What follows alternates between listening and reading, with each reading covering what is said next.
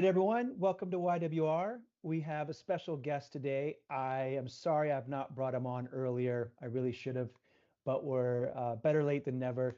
We have Jason Carpenter from the Etherbridge Fund. Jason runs an institutional digital asset crypto fund. He's from South Africa, but he's in London and running this portfolio, investing in digital assets. And he's my go-to guy when I want to talk about when I'm thinking about crypto, but actually my go-to guy for a lot of things about emergent monetary theory and about the economy, and just a great overall thinker. And I want to share him with you guys, and so you have him as a resource and know about him, and kind of start sharing ideas with Jason too. And Jason, just to give the background, I don't know if you know this story. We both have a mutual friend in South Africa, Chris Becker, very well known original OG in South African crypto. And Chris and I have been friends for a long time. And I think it was 2020. Chris goes, I was talking to badgering Chris with tons of crypto questions, and he's like, Eric, there's this guy I think you should talk to. He's a bit younger than us, but I really like the way he thinks, and just something about him. And I go, really? He goes, yeah. I don't know how to describe it. You got to talk to him. And so I was like, okay, yeah, introduce me to him. He's like, okay. So Chris put me in touch with Jason Carpenter, and we hit it off and got along well right away. And we've been, in close contact ever since. And you were in South Africa at the time, and now you live in London, so we can periodically go and have beers as well. Um, but the reason that I was thinking of, I wanted to get Jason on today, and why it's especially relevant is I wrote today about the kind of paradox of companies with no earnings, and how these large tech companies like Amazon, Google for a while, Netflix, Salesforce, um, become incredibly valuable and yet often report minimal earnings. And that's been one of the challenges for active and traditional fund managers, is valuing these large tech networks. And I went into how it could be a tax strategy where, actually why report the earnings and instead reinvest in growth. But Jason kind of came back to me about this, and he said, there's more to it than that. Um, this is the valuation of networks itself, the value of a network, and it's very difficult to value traditionally.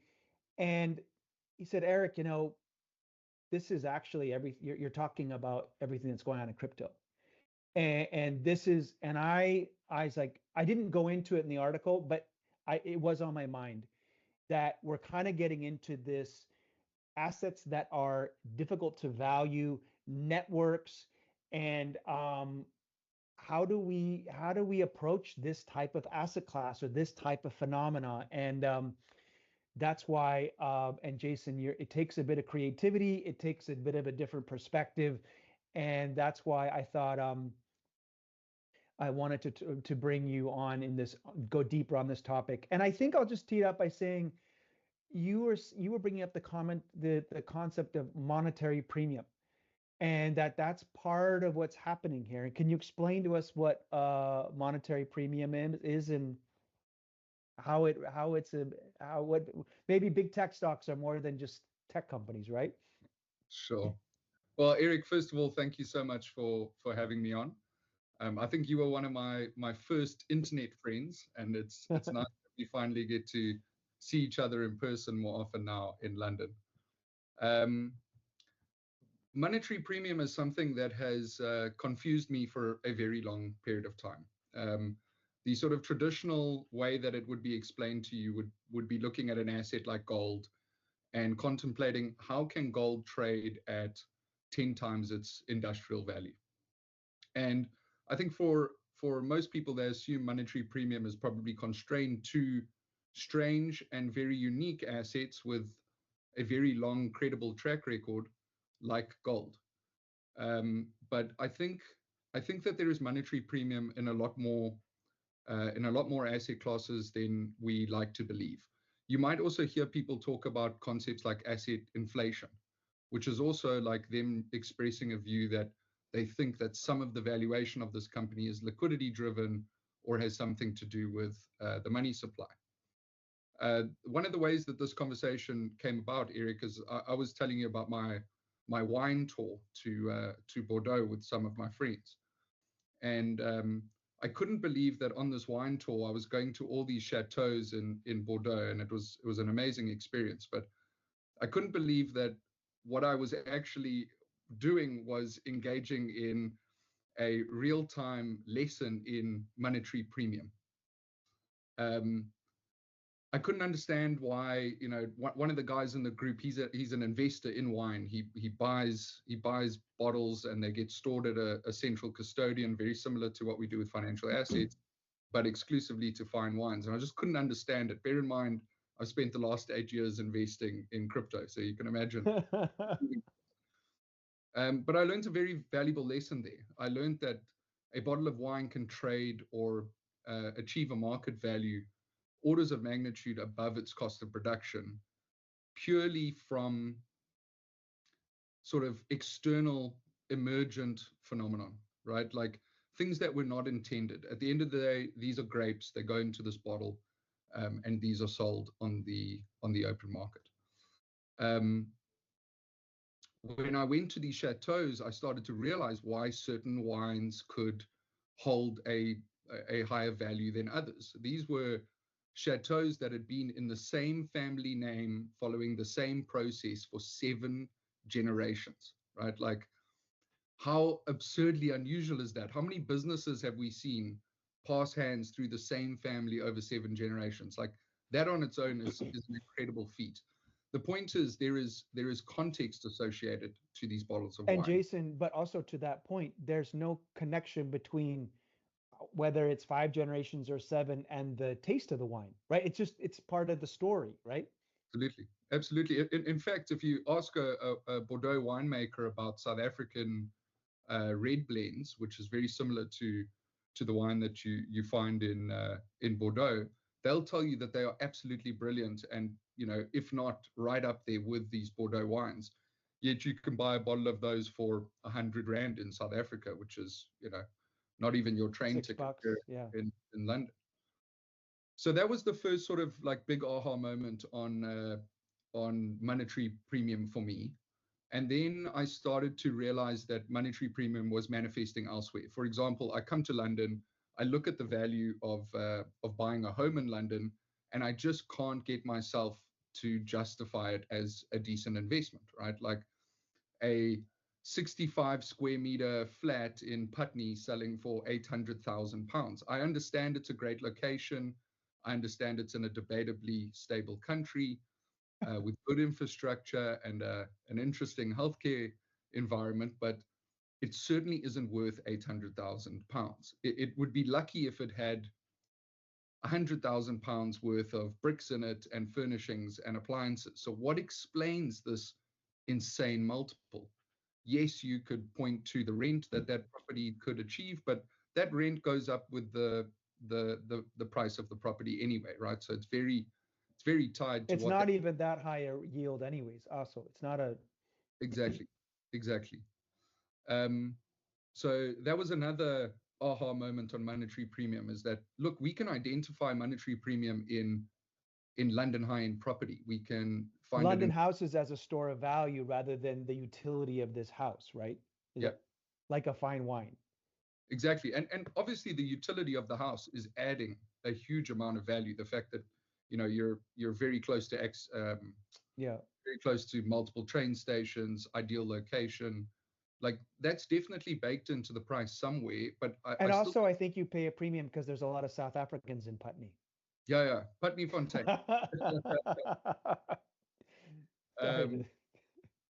So then you start looking at these businesses, primarily Mag 7 type businesses, and like my first observation about them is they are different companies. These aren't like your standard common enterprise. These are network businesses. Like, all of them are digital networks thriving off amazing network effects. Yes. The fact that they're digital allows them to grow at rates that are just not achievable in the physical world, right? Like you have the digital infrastructure and you have the applications that you can build on them. As the infrastructure improves, so too does the quality and capability of the applications. Um, so if you wanted to, at least in the early days, I don't know how true this is in today's world, but I've seen papers on attempting to value something like Facebook or now Meta using Metcalfe's law. So looking at the amount of users and what they're going to be contributing in ad revenue. So the first thing is I do think these businesses are profoundly different from businesses that we've seen before. They are digital and they are networks. The second thing I think is that people think about their stock very differently to how the traditional asset manager wants to think about their stock. They want to model it out. They want to look at future earnings. They want to understand this.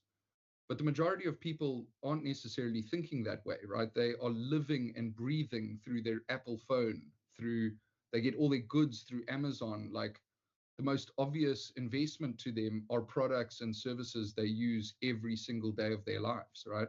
Not to mention the sort of narrative that we have in global equities that number go up all the time. You know, the equities guys always laugh at the Bitcoiners for calling Bitcoin number go up technology, but like, isn't that the sales speech for equities? Like equities go up forever. Like you can't not have exposure to equities. So those were the two big things, right? These are digital networks primarily. Yes, they're wrapped up in a common enterprise, but they are digital networks. They benefit primarily from network effects. They're probably more driven by network effects than they are about earnings. And then the second thing is people think about their equity instrument very differently. And Jason, can I add a third that goes back to the wine?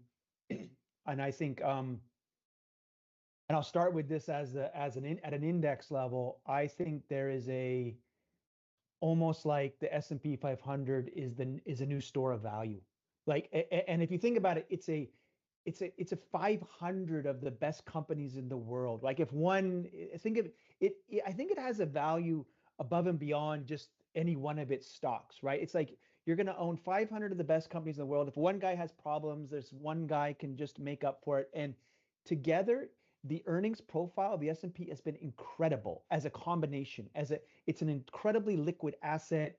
It's in of some very defensive and growing businesses, and I think the S&P has become something above and beyond just the individual companies that are in it. And I think that's when you talk to people globally about investing, it's become a thing that's gets a premium, like the fine wine in Bordeaux. That technically it might not taste a whole lot different than the one in South Africa, but it's established some credibility and liquidity, and and it kind of, that premium doesn't maybe go away.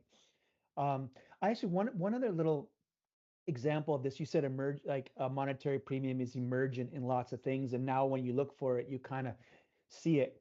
I had a conversation with a a guy who ran a VC fund, and he was talking about how, because there's outflows in the VC space right now, and a lot of the fund managers are under pressure, there's intense the most valuable companies in his portfolio are the bigger ones like Anduril and SpaceX. And he says the ones that are big, liquid, and also that consume a lot of capital, because he said the VC firms it's like everything's going to the bigger funds like Sequoia, and you want to be bigger, and to be bigger, you need big things to allocate to. So it's like, that Sequoia is always going to be in the market and have a bid for SpaceX or Anduril. And so you, as the smaller guy, want to be in those ones too. And it's almost like in VC world, in these illiquid markets, these bigger private companies are commanding a monetary premium around their liquidity, around the fact that they are the ones that the VCs that are getting money in will want to own. And it's not necessarily about who has the best growth or which is the best idea. So just kind of interesting, perverse things that happen uh, in this space. Unintended things that happen. You create a company. That company is it's designed to provide a service or create a good. It's designed to accrue residual interest. It's designed to allocate that efficiently. And then unbeknown to you, there are these people that are speculating on that thing, these external forces Yes. that are identifying characteristics of those assets that are way more appealing to them than just earnings. There's external forces going on in the asset management industry, very separate from the company, that are making that thing especially useful to their business model. And yes, um, yeah, like why large cap opportunities. Often people, like, they're trying to raise money and they go, I'm only trying to raise $1 million.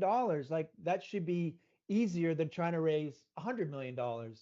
And the perverse dynamic often of the large scale asset manager is, I need things that suck up money, so I actually am less interested in the $1 million thing and more interested in the thing that I can deploy large AUM, because I get paid as a percentage of how many AUMs I'm deploying. So I'd rather almost care less about the return and more about the scale. Um, Jason, moving on to our next rabbit hole. Um, I going into crypto space now.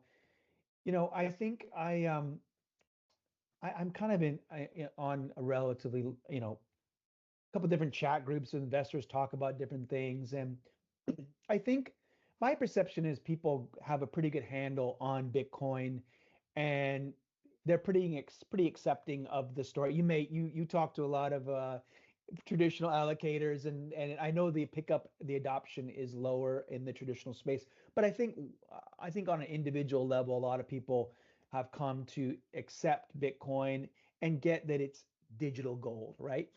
And it's a store of value, and I think that is a kind of okay, that's to me a little bit of a simple story for people to understand. But I think the opportunity, because at YWR we're always like, okay, well, how do we make money, right?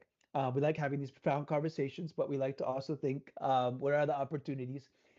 And you've what's caught my eye, Jason, is you keep talking about Ethereum, and I feel like Ethereum has a little bit taken the back seat over the last 2 years or so. Bitcoin's got a lot of attention. Ethereum, I don't think has made new highs since 2021. It's down a little bit. Um, and I think people go, I think the bear case, there's a little bit like, I see Bitcoin, I see why I would own it, and I don't, and I could, it doesn't matter if I use it day to day, I just hold it and it sits there. And I think Ethereum, they think, well, I'm not really buying my coffee with Ethereum. Maybe the use case for Ethereum isn't really happening, or for a variety of reasons, it's not getting the attention that Bitcoin is, and that may be the opportunity. And you're saying, we haven't seen any. We're still in the early innings here, and this is maybe also an example of a network that you are vastly undervaluing, I think. I think so. Yeah, I mean the like just to tie it back to the monetary Yeah. premium conversation. If you read the Bitcoin white paper, and I think Bitcoin is elegant and simple and brilliant. But if you read the white paper, it's a peer-to-peer cash system, right? No one is really using Bitcoin for a payments mechanism. Yes, right. There are like certain people that are building extensions to Bitcoin on Lightning Network, or are trying to build layer twos that act as like net settlement systems into Bitcoin, the gross settlement system. Um, but I don't see like meaningful traction on the payment side of Bitcoin. Jason, this is an interesting point, because I have said this to Bitcoin bulls too before. I've said, it bother you that the whole thing that we thought the Bitcoin would be used for is not, like, it doesn't bother anyone that you don't buy a coffee with Bitcoin. And yet 10 years ago, we were saying that was going to be the big point of it, right? Yep. And you're So, saying, so if, yeah, So if I did my own flavor of your article, it would be, instead of don't worry about the earnings, it would be don't worry about the payments. Because what's really exciting about Bitcoin is the emergent phenomenon, the external forces that have identified characteristics in it that they find interesting as a potential store of value. And like most of these networks, when you reach a critical mass of enough people believing that, and yes, there is an element of belief in that, then it becomes self-reinforcing, and obviously at times can be self-defeating as well. But why am I, still so interested in Ethereum? Bitcoin is, I think, in its own camp, it is unique in the context of crypto. It's the first sort of internet-based commodity. It has this very elegant story about how it was started. Some call it the Immaculate Conception. I love that concept. Yeah. There were no like insiders involved in the initial like no VC fund. Yeah. A VC fund. Like, there's another saying in Bitcoin: everyone gets Bitcoin at the price they deserve, right? So like, just because you weren't there in 2011, it's okay. Like, everyone gets it at the price that they deserve. But no insiders were like directly benefited from just being insiders. But Bitcoin lacks expressivity, right? Like there is a lot of work going into moving Bitcoin from just Bitcoin the money to Bitcoin the database, where you can post arbitrary data or like facilitate some form of smart contract scripting in there. But there seems to be like a bit of a political deadlock in the Bitcoin core developer community. I don't know if we're ever going to get that. I think a lot of Bitcoiners, if they could have it their way, they would preserve this thing exactly as it is today. They believe it is good enough as it is today. So we then saw the introduction of Ethereum, and we saw the introduction of a whole bunch of different blockchains. Today, the big ones are Ethereum, Solana. I would put something like Hyperliquid, which is a very new one, up there. And I would put something like Sui up there. That's the ex-Meta devs that were building the Libra project have now gone off to build that same project basically out, but on their own blockchain network. These are different to Bitcoin because they're what we call Turing complete. So like, as long as you give them enough resources, they can essentially compute anything. And the way that you should probably think about them, or the way that I've come to think about them, and this has been an evolution over time, and Eric, you've been there for all of it. Like, when I'm assuming when I first pitched you crypto, I probably would have said something like, Ethereum is triple entry bookkeeping. Like, it's oh yeah, we definitely talked about triple entry book. It's an accounting revolution. It's all about ledgers, and it's all about that sort of route. I think like I've come to lean heavily on the Chris Dixon way of thinking of blockchains, and that is that blockchains are global shared computers. And like computers, you can run programs on them. The nerds in crypto, we call those smart contracts. And like computers, they have specs, right? So Ethereum has a certain amount of storage available. It has a certain amount of processing power. And the differences between Ethereum, Solana, Sui, Hyperliquid, are primarily, from a design point of view, around the specs of this globally shared computer. The thing that I find so fantastic about these computers is that anyone can use them as long as they've got an internet connection. And more importantly, anyone can build on them. What problem do these computers even solve, right? Like, what is Ethereum really solving? Well, what it is doing, it's bringing a single shared computer to compete with the internet. Now, the internet is fantastic at doing one thing and one thing alone, and that is making sure that a data packet gets from my computer to your computer, right? But it lacks the ability to keep a record of who owns what and how much of it they own. It lacks what we call statefulness.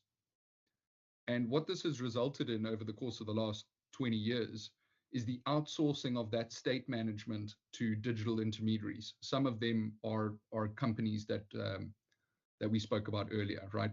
Meta is a database of user accounts, um, pictures, and our posts, as well as the data they collect on us. Are And they've banks got, collector databases too?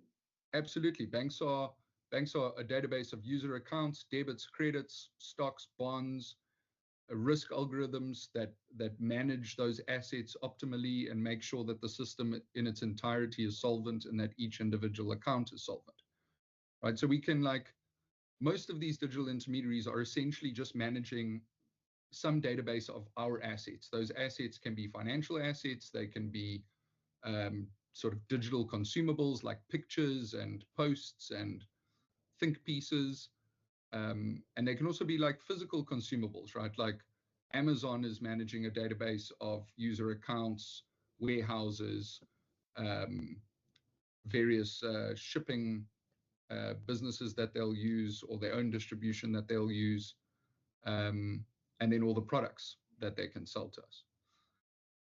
All of them have clever algorithms or business logic that allows them to manage those databases optimally, and that's what we talk about when we say a smart contract. That is, the smart contract is literally, it's an embodiment of the business logic of that program that's providing you with a service. So because the internet lacks statefulness, we've outsourced the state management to all these digital intermediaries, and that has created a very fragmented internet today, right? Of all these separate, siloed, isolated servers that keep various states. Now, it's gotten so ridiculous because all of these siloed servers they can't interoperate with one another. So they need probably yet another intermediary to facilitate the communication between one siloed server and another siloed server.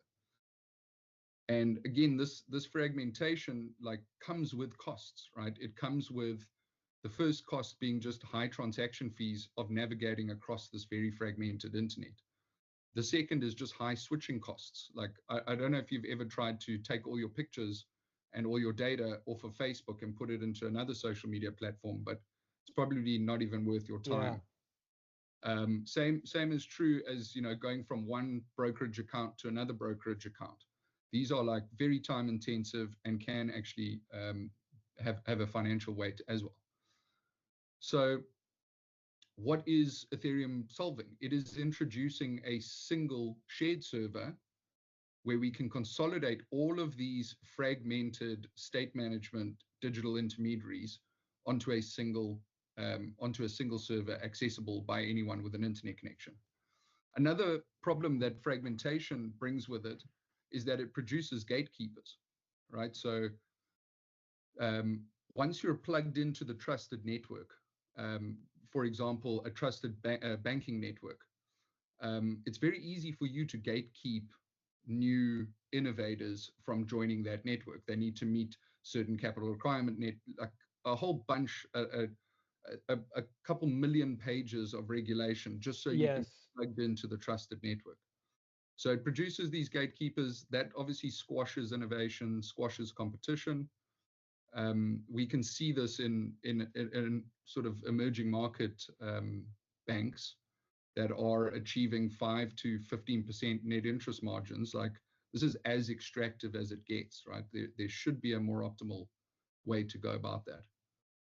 So the reason I'm super excited about Ethereum is because I believe it solves that problem. It brings everyone onto a single shared computer. And further to that point, it also standardizes the sort of file format we use to record different assets, right? So like we've got private equity on Excel spreadsheets. We've got the NASDAQ stocks on platform. We've got what's the US one called? The FDI. I'm trying to think the settlement system for the US stocks, and Euroclear, Clearstream, right? We got all these different settlement systems globally. And you can't trade stocks around or move things around. I mean, it's hard. Yes. You're saying we have Ethereum, a token on Ethereum is, I mean, it's amazing relative to the settlement system we have right now. Yep. If we judged it just on that premise that like it was 1-for-1 with something like Fedwire, we've already far surpassed what Fedwire can do. And perhaps for this to really work, we need to be 10x better than what something like that can do.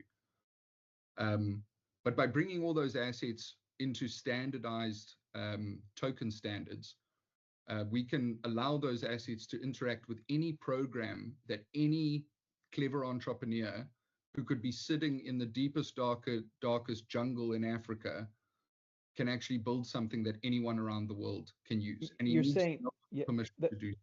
yes, a big one is no permission, and the network effect, the functionality of that asset on a network that is global, where there's all these different. You could probably do things with that asset you never expected when it was locked in Clearstream or, um, yes, you can use it as collateral, and that's one of the emergent behaviors you said you're seeing with Ethereum is that it's becoming collateral in a lot of contracts. Isn't that kind of one of the things, the values that you didn't expect? So a lot of the work that I'm leaning on here is actually from a mutual friend, Hugo May. Oh, Hugo May. Yeah. So Hugo now works for a company called Just Crypto Economics, and they are primarily crypto economic researchers.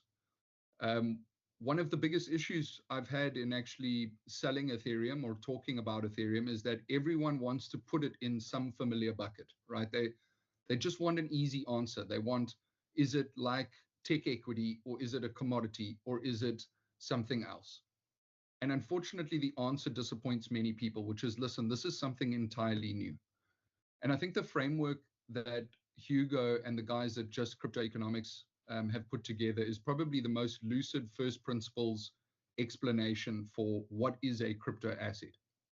And before I go through their framework, I just want to hit on the biggest mistake the industry's ever made, and that was this word cryptocurrency, right? Like Bitcoin kind of makes sense, cryptocurrency, even though many would argue that it's not a currency for reasons that we've delved into today.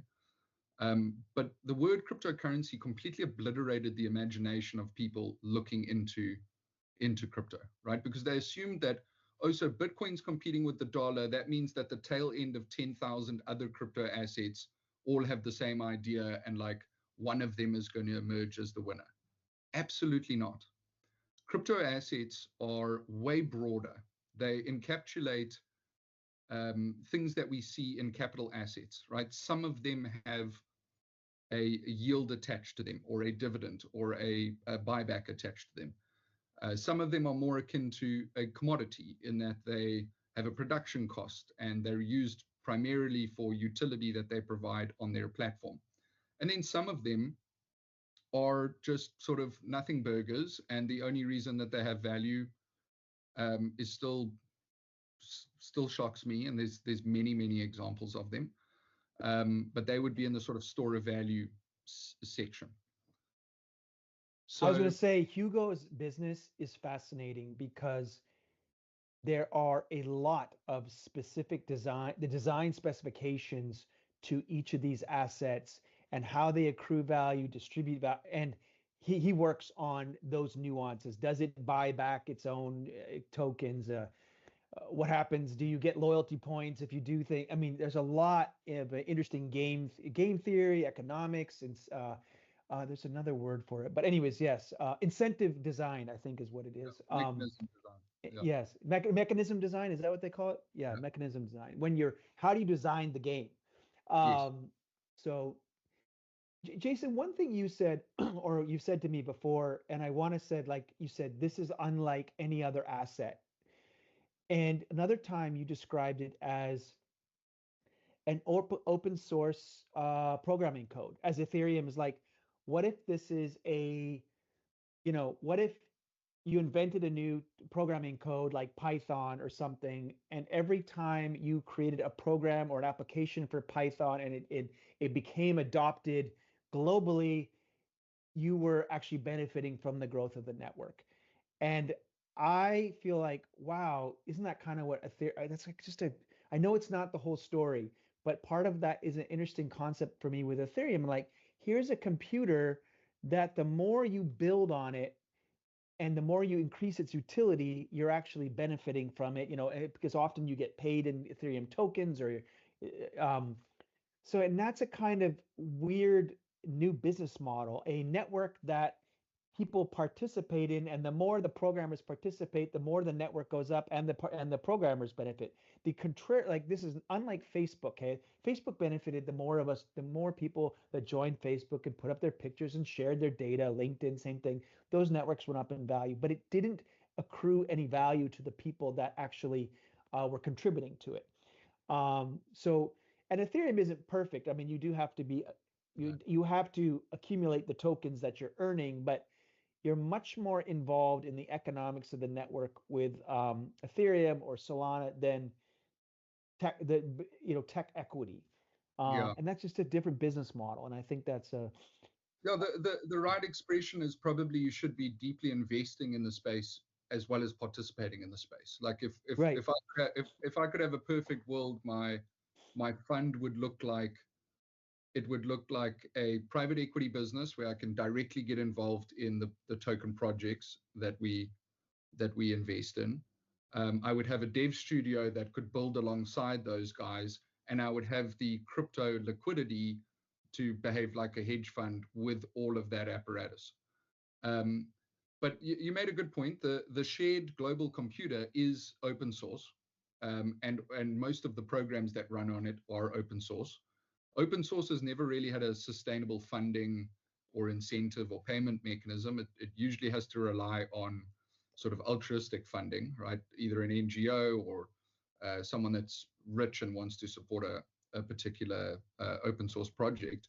So at the very least, crypto assets solve that problem. They give open source a business model, a funding mechanism, an incentive mechanism. But I think the way that Hugo and his team have outlined this is just so brilliant. So I do want to take a moment to go through it. He starts off by saying that there are two different types of functionality. The first functionality is something that we can build for, we can design, right? The second is this exogenous functionality, this emergent phenomenon, or like this thing that arises by external forces interacting with something like Ethereum. And he goes through the different types of functionality. So he talks about contribution, he talks about governance, passive value redistribution, membership, payments, collateral, ownership. And what he's trying to say in this essay is that a token is simply a container, and you can build directly into it these different functionalities. And he provides the sort of traditional analog to some of these, right? So you could think of the functionality to contribute as a taxi medallion or a bar license or a radio spectrum licenses. Don't know what that is.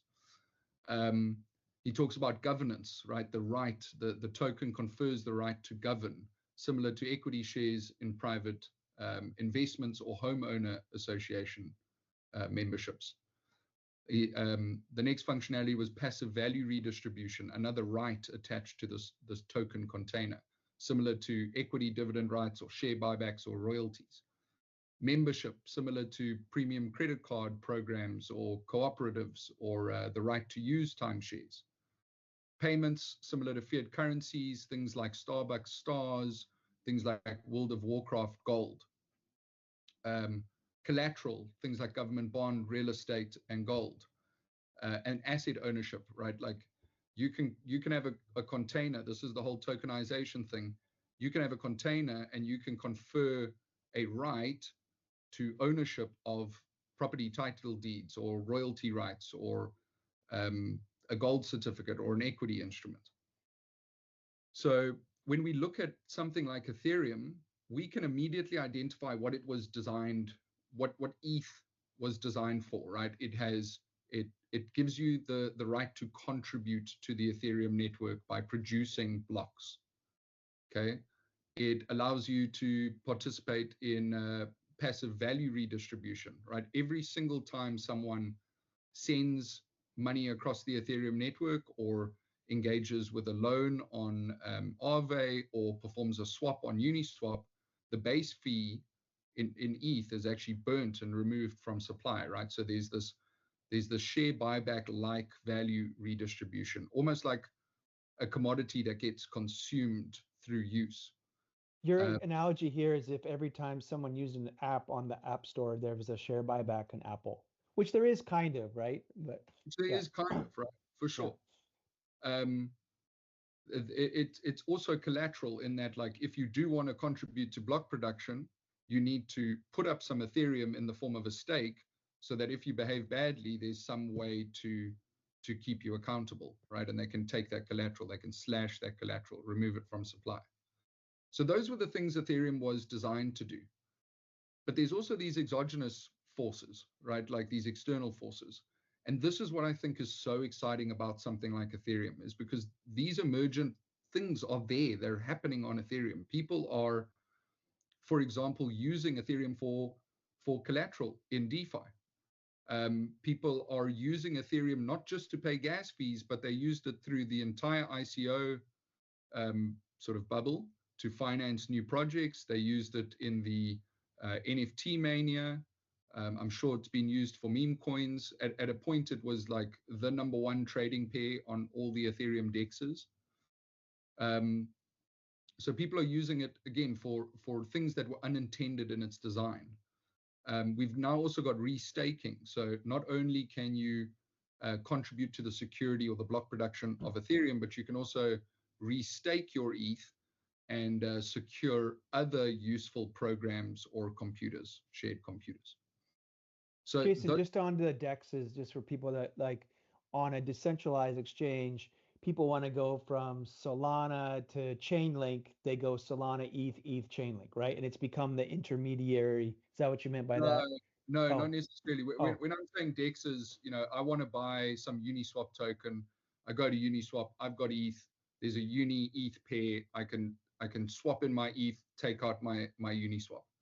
I'm like Uniswap. You can think of as just a vending machine, right? It's supplied with liquidity.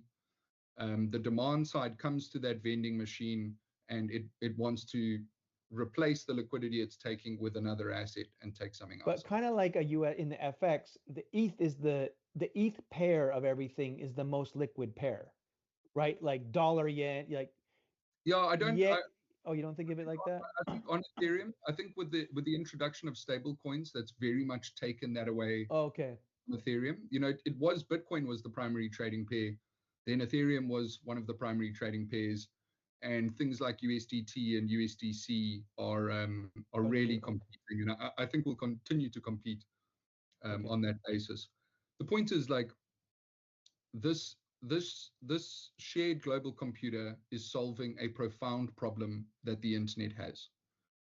If at the very least the Ethereum community or the Solana community, one of the many shared computers we have today, is successful in achieving what they want to achieve, I think we can vastly eliminate the massive amounts of economic drag that come from the fragmented internet, and we can probably also get money to where it needs to get to at the lowest possible rate. We can get rid of gatekeepers, and we can collapse the global cost of capital.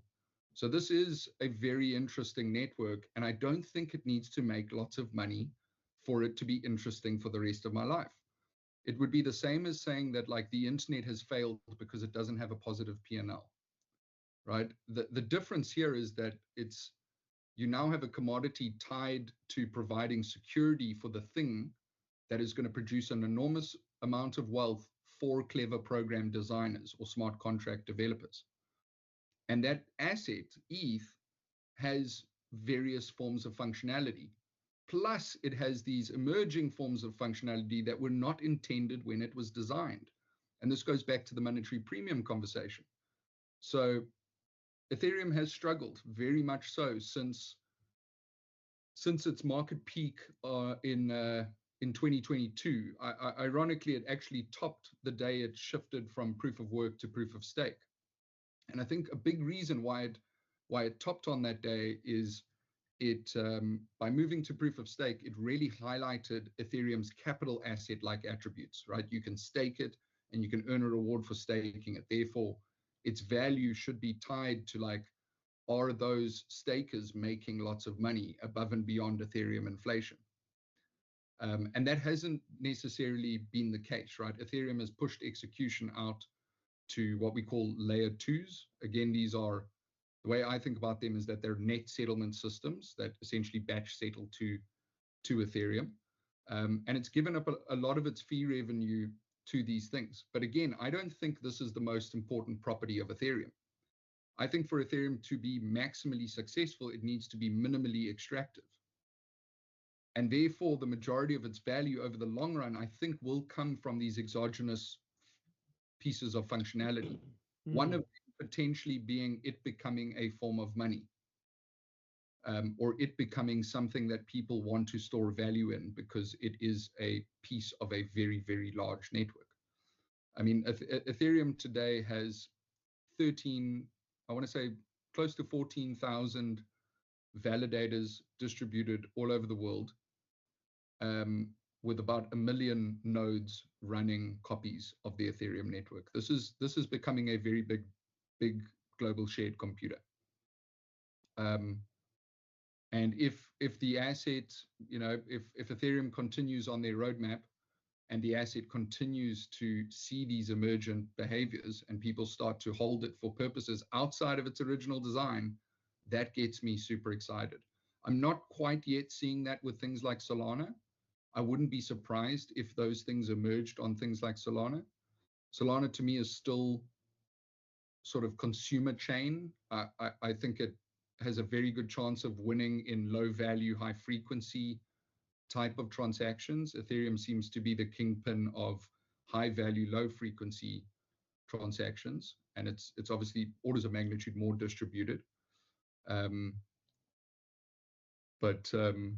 Yeah, I think, I don't know Jason, where I think that's great. I think that that gets us it gets us going on Ethereum, and it's interesting because it's kind of underperformed Bitcoin. It's not in the spotlight, and so I love this.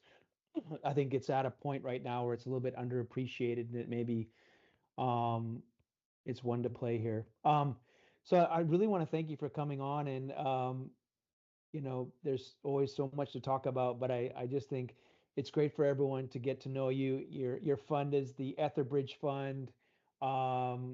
And I guess the cheat sheet is if you just want to own the fund, you don't have to figure this all out because Jason's figuring it out for you. But anyways, it's thanks for sharing all your knowledge on this and perspective, Jason. Absolute pleasure, Eric. Thanks so much for having me.